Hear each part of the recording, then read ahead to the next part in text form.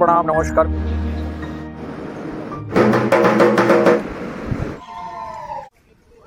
মার্কটা দিতেছে কারো সন্তান।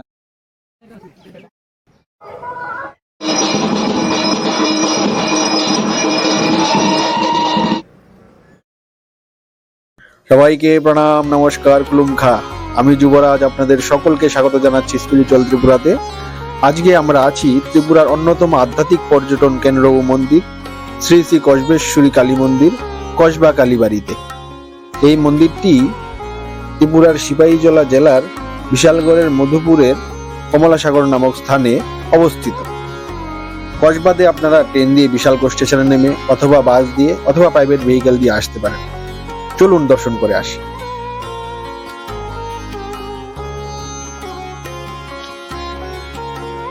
আমরা মার মন্দিরের সামনে এসে গেছি। আমরা মার মন্দিরে যাব, কিন্তু যাওয়ার আগে মার জন্য ভোগ নিয়ে নেব। তো চলুন মার জন্য ভোগ নিয়ে নিই আগে। এই যে আমাদের মার ভোগ রেডি, মালা টালা সহ ওরা দিয়ে দিয়েছেন। তাহলে আমরা আসছি। মন্দিরটি দেখতে খুবই সুন্দর, লাল ও সাদা রঙে রঞ্জিত। মন্দিরটির মধ্যে পুরনো রাজন্য আমলের স্থাপত্য শিল্পকলার নিদর্শন দেখতে পাওয়া যায়। মন্দিরটির দুই ধারে রয়েছেন দুইজন সিংহ, দুইজন হাতি এবং দুইজন নন্দী। তারা যেন মন্দিরটিকে পাহারা দিচ্ছে। মার জন্য ভোগ হাতে নিয়ে আমরা আস্তে আস্তে মার মন্দিরের ভিতর প্রবেশ করলাম। ভিতরে গিয়ে দেখলাম বেশ কিছু দর্শনার্থী রয়েছেন, যারা বিভিন্ন স্থান থেকে মার পুজো দিতে এসেছেন। মার জন্য আনা ভোগ এবং ফুলের মালা আমরা পুরোহিত মশাইয়ের হাতে তুলে দিলাম এবং তিনি সেই মালাটি মার গলায় পরিয়ে দিলেন। মন্দিরের ভিতর মার যে বিগ্রহটি রয়েছে সেটি দেখতে খুবই সুন্দর এবং অদ্ভুত। মা এখানে দশভুজা মহিষাসুর মর্দিনী, কিন্তু দুর্গা রূপে নয়, দক্ষিণা কালী রূপে। মার এই জীবটি সম্পূর্ণ স্বর্ণ দিয়ে তৈরি। মন্দিরে মার বিগ্রহের পাশাপাশি একটি বড় শিবলিঙ্গ, ছোট ছোট অনেক শিবলিঙ্গ, শালগ্রাম ও আনন্দী মার একটি চিত্র রয়েছে। মার দরজার উপর মহাদেব, নিচে রামকৃষ্ণদেব, শারদা মা এবং তাদের মাঝখানে কালী মা রয়েছে। মন্দিরের পিলারগুলিকে দেখলে অনেকটা মাতাবাড়ি ত্রিপুরেশ্বরী মন্দিরের কথা মনে পড়ে যায়। ওই ধাঁচেই এই মন্দিরটিও তৈরি। মন্দিরের একদম পাশে রয়েছে দুটো পুরনো গাছ, অনেকে বলে রুদ্রাক্ষ গাছ। চলুন বন্ধুরা মার মন্দিরের একটি পরিক্রমা করে আসি। প্রতিদিন ভারত এবং ভারতের বাইরের বিভিন্ন স্থান থেকে ভক্তরা এবং পুণ্যার্থীরা মার দর্শন করতে এই মন্দিরে আসেন। মন্দির কর্তৃপক্ষের পক্ষ থেকে মন্দিরটিকে খুবই পরিষ্কার পরিচ্ছন্ন রাখা হয়েছে। এই মন্দিরটিকে কমলেশ্বরী মন্দিরও বলা হয়। প্রায় সারাদিনই মন্দিরে ভোগ হয়। মন্দির খোলার পর থেকে বন্ধ হওয়ার আগ পর্যন্ত আপনারা এই মন্দিরে ভোগ দিতে পারবেন। কসবেশ্বরী মন্দিরটি একটি উঁচু টিলা ভূমির উপর অবস্থিত। মন্দিরের ডান পাশে রয়েছে বেশ কিছু পুরনো গাছ। এই গাছগুলোর ডালে ভক্তরা মার কাছে মন্নত করে মার চুনরি এখানে বেঁধে দিয়ে যায়। এর পাশেই রয়েছে মন্দির কর্তৃপক্ষের অফিস ঘর। এই মন্দিরটির আশেপাশে অনেক সুন্দর সুন্দর ফুল আমরা দেখতে পাই। এই স্থানে মোম ধূপকাঠি জ্বালানো হয়।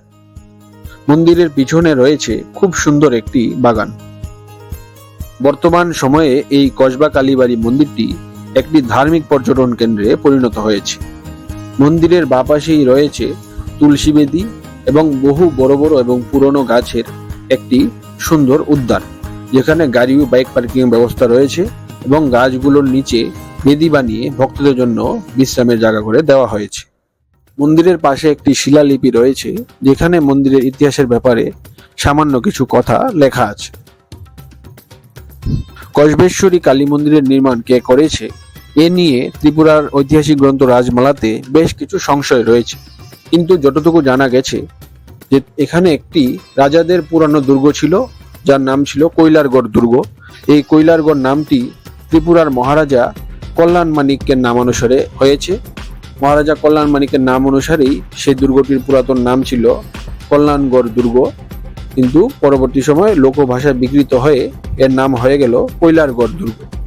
এবং এই কৈলারগড় দুর্গের মধ্যে মহারাজা কল্যাণ মাণিক্যই এই কসবেশ্বরী কালী মন্দিরের নির্মাণ করিয়েছিলেন। পরবর্তী শাসকদের দ্বারা এই মন্দিরটিকে সংস্কার করে আরো সুন্দর করে তোলা হয়েছিল। মন্দিরের ঠিক সামনের দুপাশেই ত্রিপুরা রাজাদের বেশ কিছু উল্লেখযোগ্য ঘটনার মূর্তি চিত্র আঁকা রয়েছে এবং একটি খুব সুন্দর ও ছোট্ট শিব মন্দিরও রয়েছে। মন্দিরের ডান পাশেই রয়েছে সারি সারি প্যারার দোকান।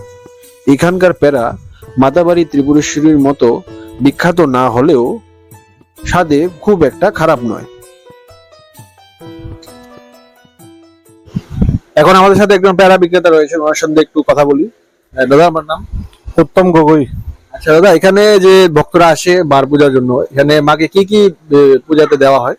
অনেক ভক্তরা তো অনেক রকম, কিন্তু এখানে বেশিরভাগই আপনার পেড়া এবং মিষ্টি বা ফল প্রসারী ভোগ, সাথে শাড়ি, শাঁখা, সিঁদুর, আলতা, মায়ের যাবতীয় সামগ্রী সরঞ্জাম এসব দেওয়া হয়। মন্দিরের ঠিক সোজাসুজি রয়েছে একটি পবিত্র দিঘি, যেটি কমলাসাগর নামে প্রসিদ্ধ। এই দিঘির জলকে খুবই পবিত্র মনে করা হয়, তাই আমরাও এই দিঘির জলকে নিজের মাথায় ছিটিয়ে নিলাম। দিঘিটি খুবই বড় এবং সুন্দর। এই দিঘিটিও রাজন্য আমলেই নির্মিত। দিঘিটির ঘাটের দুই পাশেই রয়েছে সারি সারি সুন্দর অনেকগুলি গাছ। দিঘিটির ওপারে রয়েছে বাংলাদেশ। দিঘিটি থেকে সোজা তাকালেই ভারত বাংলাদেশের বর্ডার আপনাদের চোখের সামনেই আপনারা দেখতে পাবেন। আমাদের ক্যামেরাম্যান প্রসেনজিৎ দাও কমলা সাগরে স্নান করে নিলেন। ঘাটের দুই পাশে আগে পিকনিক করতে দেওয়া হতো, কিন্তু কল্যাণ সাগরের পবিত্রতা এবং পরিষ্কার পরিচ্ছন্নতার কথা মাথায় রেখে সরকারের পক্ষ থেকে ঘাটের আশেপাশে পিকনিক করা বন্ধ করে দেওয়া হয়েছে। ঘাটের ঠিক উপরেই রয়েছে একটি বহু পুরনো বট গাছ। আমরাও এই বটবৃক্ষের নিচে বসে একটু মার নাম জপ করে নিলাম।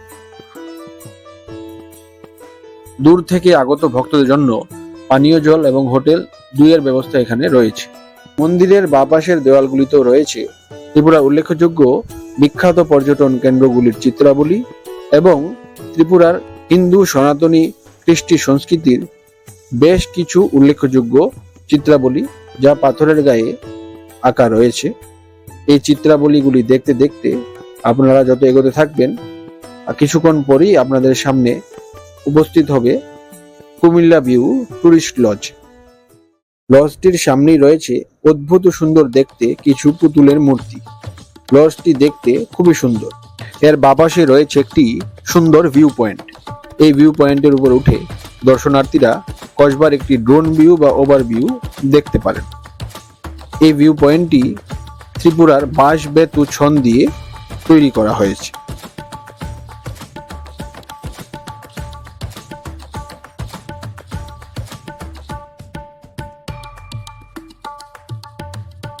পাশেই রয়েছে অসীমান্তিক ক্যাফেটেরিয়া এন্ড রেস্টুরেন্ট। এটিও খুবই সুন্দর বাগান করে সাজানো আছে। এই ক্যাফের বাগানে খুব সুন্দর কিছু মূর্তি আমরা দেখতে পাই। মন্দিরের চারিপাশ ভ্রমণ করে যখন আমরা মন্দিরে ফিরলাম, তখন দেখলাম পুরোহিত মশাই অন্নপ্রসাদ বিতরণ করছেন। আমরাও মার অমৃত সমান অন্নপ্রসাদ নিয়ে পুরোহিত মশাইয়ের সাথে কথা বলতে চলে গেলাম। পুরোহিত মশাই, আপনাকে অনেক অনেক স্বাগত। আপনার নামটা আগে জানো। আমার নাম রাহুল চক্রবর্তী। আচ্ছা পুরোহিত মশাই, এই মন্দিরের প্রতিষ্ঠা কে এবং কবে করেছিল? এটা মা স্বপ্নে আদেশে, মহারাজ কল্যাণ মাণিক্য স্বপ্নে আদেশে মারে আগে বাংলাদেশ আসছিল। বাংলাদেশ সিহট্ট জেলা, হবিগঞ্জ গাঁও, কাশিমনগর এলাকা। এখানে মার আগে ওখানে ছিল। ওখান থেকে স্বপ্নে আদেশে মহারাজা কল্যাণ মাণিক্য এখানে আনছে। তো আনার পরে মহারাজা ধন্যমাণিক্য, কল্যাণ মাণিক্য স্থাপিত করতে পারছে না, মহারাজা ধন্যমাণিক্য মায়ের মন্দির প্রতিষ্ঠাতা করছে। এটা আনুমানিক 530 বছর পুরানো। মায়ের রূপ হইছে দুর্গা রূপ। মায়ের 10 হাত, সিংহের উপরে বসানো, নিচে মহিষাসুর আছে, শিবলিঙ্গ আছে, শিবনা, মাথার উপরে পঞ্চনাগ, দশভুজা দক্ষিণা কালী, দুর্গা রূপে কালী। এই জায়গার নাম হইছে, আদি নাম হইছে কসবা। বাংলাদেশে ওই জায়গাও কসবা, এখানেও কসবা। আগে তো ইন্ডিয়া বাংলাদেশ ভাগা ছিল না, রাজার শাসন ছিল 500-550 বছর আগে। তো এই পুরো জায়গার নাম ইয়া ছিল কসবা, কসবা কালীবাড়ি। এখানে সরকারি ক্ষেত্রে নামও কসবা কালীবাড়ি। এমনিতে মায়ের যে পুকুর আছে কমলা সাগর, এই দিঘির নাম অনুসারে কমলা সাগর, এখানে সবাই চিনে যে কমলা সাগর, কিন্তু আদি নাম কসবা কালীবাড়ি। আর মায়ের রূপ হচ্ছে দুর্গা রূপ। দশভূজা দক্ষিণাকালী। আচ্ছা পুরোহিত মশাই, এখানে কি বলি কথা এখন আছে না? হ্যাঁ আছে, আছে। ভক্তেরা যে যা মানত করে, পাটা, হাঁস, কবুতর যেই মানত করে, কেউ ছেড়ে দিয়ে যায়, কেউ বলি দিয়ে। এটা যার যার ভক্তেরা মনের বাঞ্ছা নিয়ে আসে, দিয়ে দেওয়া হয়। 11টার থেকে মায়ের সকাল 7টায় মার স্নান হয়, 6:30 থেকে 7টার মধ্যে মায়ের স্নান হয়। প্রত্যেকদিন নতুন বস্ত্র কাপড় পরানো হয়। মায়ের 11টার থেকে 12টার মধ্যে ফল মিষ্টি ভোগের পূজা হয়। পূজার পরে তারপরে যারা বলি টলি নিয়ে আসে, বলি দেওয়া হয়। তারপরে পুষ্পাঞ্জলি দেওয়া হয়। 1টা 30 মিনিটে মায়ের অন্নভোগ লাগানো হয়। 2:45 অন্নভোগ যারা যারা উপস্থিত থাকে প্রসাদ বিতরণ হয়। আবার সন্ধ্যা 6:45 আবার অন্ন পায়েসের সন্ধ্যা আরতির পূজা হয়। আচ্ছা, আরতি 7টার থেকে 7:30টার মধ্যে। মন্দির রাত্রি 8টায় বন্ধ। প্রত্যেকদিন সকাল 6টায় খুলে, রাত্রি 8টায় বন্ধ। আচ্ছা মার এতদিন ধরে আপনি মন্দিরে আছেন পুরোহিত হিসাবে, মার একটা কোনো অলৌকিক ঘটনা বা একটা কিছু বিষয় একটু? মার তো সবই অলৌকিক। তুমি আইছো এখানে, এটাও অলৌকিক। আমি আসি এখানে যেহেতু, এটাও অলৌকিক। মা তো জাগ্রত সবসময়।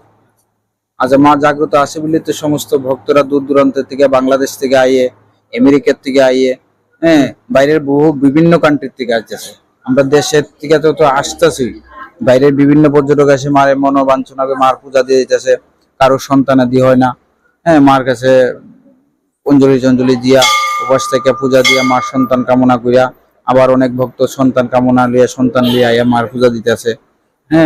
এমন বহু মানুষের মনোবাঞ্ছনা করিয়া ফল পাইতেছে, মায়ের এখানে পূজা দিতেছে। যেমন আমাদের গ্রামের তরফ থেকেই যদি চৈত্র মাসে, বৈশাখ মাস, চৈত্র মাস, যেমন বর্ষা যখন না থাকে, এমন আগে এমন হইতো যে চৈত্র মাস যেত, বৈশাখ মাস যেত, বর্ষা বৃষ্টি হইতো না। তখন আমরা গ্রামের সবাই মিললে মায়ের কাছে পুকুর থেকে মন্দির জল ঢাইলা ধোয়ার পরে সাথে সাথে ধোয়ানো শেষ হয়, বৃষ্টি আরম্ভ হয়। এরকমও মা অলৌকিক দেখাইছে। আর সবই অলৌকিক। আমি এখানে আছি, এটাও মায়ের শক্তিতে। মার শক্তি না থাকলে আমিও এখানে মার পূজা দেওয়ার ক্ষমতা নেই। তুমিও এখানে আইছো, তোমারও ইন্টারভিউ নেওয়ার ক্ষমতা নেই। মা তো এমনি সবার সঙ্গে আশীর্বাদে থাকে। মা তো জাগ্রত সবখানে বিরাজমান। ঠিক আছে, পুরোহিত মহাশয়ের কাছ থেকে মন্দিরের ইতিহাস ও রহস্যের ব্যাপারে জেনে আমরা চলে আসলাম মন্দির সংলগ্ন পার্কে। পার্কটি দেখতে এমনিতে সুন্দর, সরকারের তরফ থেকে একে আরো উন্নত ও আরো সুন্দর করে তোলা হচ্ছে। পার্কের উঁচু স্থান থেকে আশেপাশের জায়গাটি বেশ ভালো করে দেখা যায়।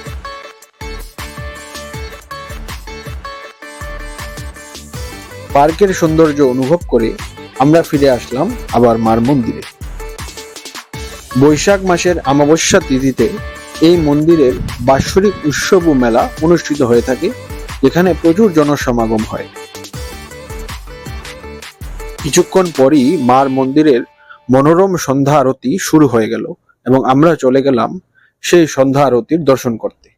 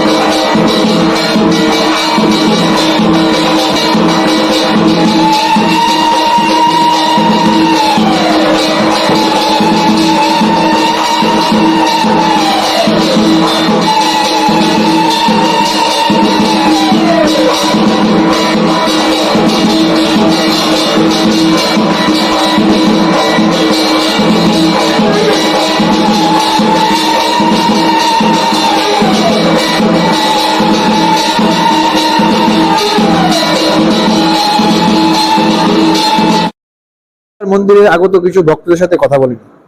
নমস্কার দিদি, আপনাকে। আপনি কি রোজ আসেন এখানে? হ্যাঁ, প্রত্যেক সপ্তাহে সপ্তাহে আসি। কেমন লাগে আপনার? ভালো লাগে, যখন ডিউটি সারি তখন আসে, দেখে যাই একে মার মন্দিরে। Thank you.